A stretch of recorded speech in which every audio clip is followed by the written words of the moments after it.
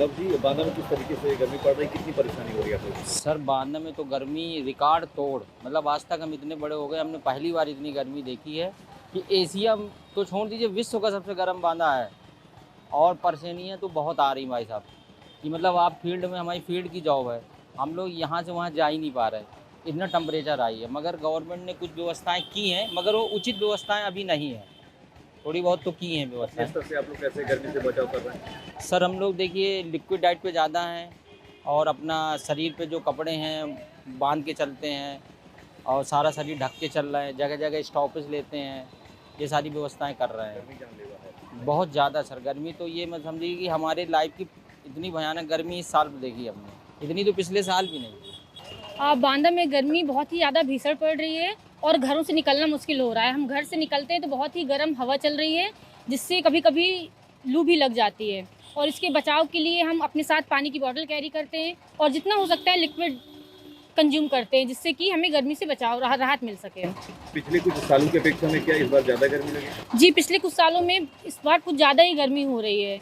Temperature कभी भी इतना नहीं जाता था जितना इस बार हाई जा रहा है। इस समय बांदा में जो है सबसे ज़्यादा टेम्परेचर बताया जा रहा है, और कल तो बता रहे हैं 48.2 डिग्री सेंटीग्रेड बताया गया था, और आज भी 47 के आसपास इस समय 2 बज रहा है करीब करीब, इस समय भी 47 डिग्री के आसपास है, और भीषण गर्मी की चपेट में है पूरा बांदा। किस तरीके से मरीजों की भीड़ है और कैसे मरीज आ रहे हैं? इसमें हमारे यहाँ ज़्यादातर जो है पेट दर्द, उल्टी, बुखार, दस्त, और सर दर्द, चक्कर, इस तरह के मरीज़ आ रहे हैं। और सभी लोगों से अपील की गई है कि लोग जो है 10 बजे से 3 बजे तक धूप में ना निकलें, और जब भी बाहर जाएं तो छाता लेकर के या गमछा लेकर के निकलें, और पानी साथ में लेकर निकलें, और खाली पेट ना निकलें, और जो भी खाना पीना खाएं तो लिक्विड ज़्यादा लें, और ज़्यादा तेली पदार्थ ना लें, और बाहर के कटे हुए फल ना खाएं। इसके बाद जैसे ही ये समस्या हो इस तरह की, पेट दर्द, उल्टी, बुखार, दस्त, तुरंत डॉक्टर से सलाह लें और अस्पताल आएँ। अच्छा, अमूमन आमतौर पर जो ओपीडी में मरीजों की भीड़ रहती है, इन दिनों गर्मी पड़ रही है, उसमें मरीजों की संख्या में किस तरीके से बढ़ोतरी देखने को मिल रही है? इस समय हमारे यहाँ जो है जैसे पहले जो है 1800 से 2000 की ओपीडी होती थी, तो कम से कम 300-400 लोग एक्स्ट्रा आ रहे हैं, और ज़्यादातर लोग जो है बुखार और डायरिया और पेट दर्द, चक्कर, इससे पीड़ित मरीज आ रहे हैं। तरीके से एडवाइजरी जारी की गई है। पिछले कुछ दिनों से बांदा में टेम्परेचर बहुत हाई है। कल परसों में 48 डिग्री भी हम लोग क्रॉस कर चुके हैं। प्रशासन ने इसकी तैयारी पहले से कर रखी थी, और हम लोगों ने जो प्लान बना रखा था उसी के तहत हम लोग कार्रवाई कर रहे हैं।